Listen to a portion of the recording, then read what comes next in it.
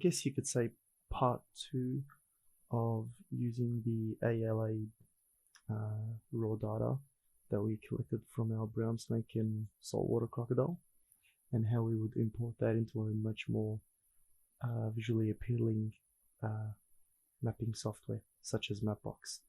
So let's begin with this. So what you're going to want to do is create or export a CSV file from ALA, and you just want to export the points, which will take a few minutes. So if you could do that, and then you would save that CSV file somewhere where you can keep it safe, and then jump into Mapbox and follow along here.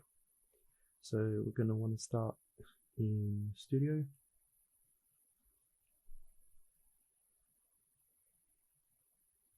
So I've already imported all my data sets and tile sets, just because again it does take quite some time, but you guys can just go into dataset, create a new dataset, upload, and then throw it in here with your CSV file. So I've already got it here, which is perfect. And then after you upload your dataset, you're going to want to go into tile sets. That's not good. And yeah, once you go into your tile sets, here's your tile set. So once we know they're both there, now we can start designing our interactive map. So we're going to click on styles, and we're going to want to create a new style. So similar to a previous video about Mapbox, you can create your own blank one, but just for the ease of time and access, we'll just go into this one looks nice, into a already template map. So customize navigation, yep, let's do that. Let that load in.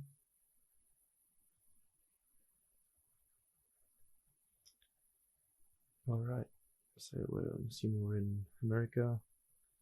Let's go into Australia.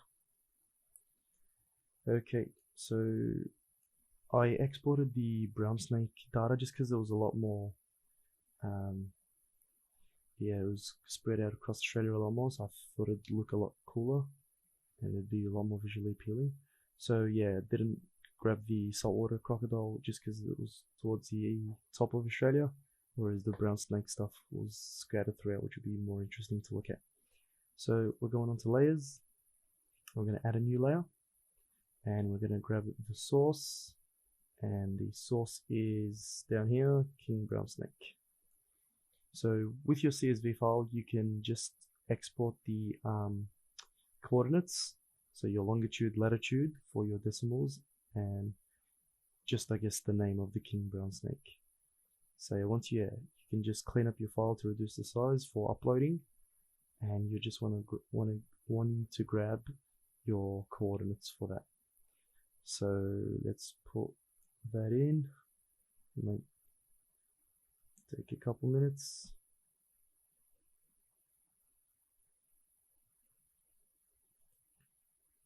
Oh, there we go. Yeah, that's fine. Yeah, there's a little guy up here, but he's not our problem in Australia. Neither is this guy. Okay, cool. So we have that data there. So we're going to want to click on this and style, color.